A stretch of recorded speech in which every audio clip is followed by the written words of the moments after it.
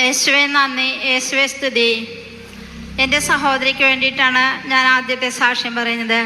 എൻ്റെ സഹോദരിക്ക് ഒരു ഭവനം കിട്ടാനായിട്ട് ഞാൻ IMS അമ്മയോടും തിരിക്കുമാരനോടും മുട്ടിപ്പായി പ്രാർത്ഥിച്ച് ഒരു നല്ല ഭവനം കൊടുത്ത് ദൈവാനുഗ്രഹിച്ചതിനെ ഓർത്ത് ഞാൻ എൻ്റെ ദിവ്യകാരനെ ഈശോയ്ക്കും IMS അമ്മയ്ക്കും തിരിക്കുമാരനും കോടാനുകോടി നന്ദി പറയുന്നു.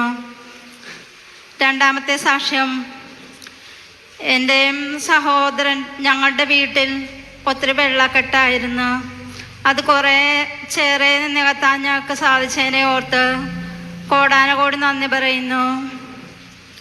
മൂന്നാമത്തെ സാക്ഷ്യം, എൻ്റെ ഒരു കണ്ണടയ്ക്ക് മേടിക്കാനായിട്ട് പോയപ്പോൾ എൻ്റെ പ്രായത്തിന് ഒത്തിരി കുറഞ്ഞ കണ്ണടയും എൻ്റെ പവർ കുറഞ്ഞ കണ്ണടയുമാണ് എനിക്ക് തന്നത്. എങ്കിലും ഇവിടെ വന്നപ്പോൾ കണ്ണട വെച്ചിട്ട് തലയ്ക്ക് ഭയങ്കര വിമ്മലും കണ്ണിന് വേദനയുമായിരുന്നു.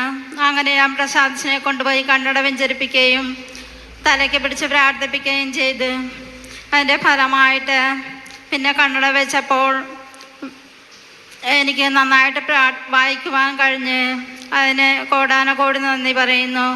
ഈശോയ്ക്കും IMS അമ്മയ്ക്കും തിരിക്കുമാരനും കോടാനുകോടി നന്ദി പറയുന്നു.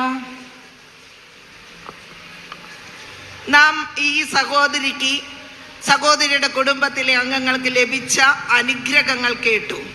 വിലാപങ്ങൾ 3:22 ഇപ്രകാരം പറയുന്നു: കർത്താവിൻ്റെ സ്നേഹം ഒരിക്കലും അസ്തമിക്കുന്നില്ല, അവിടുത്തെ കാരുണ്യം അവസാനിക്കുന്നുമില്ല.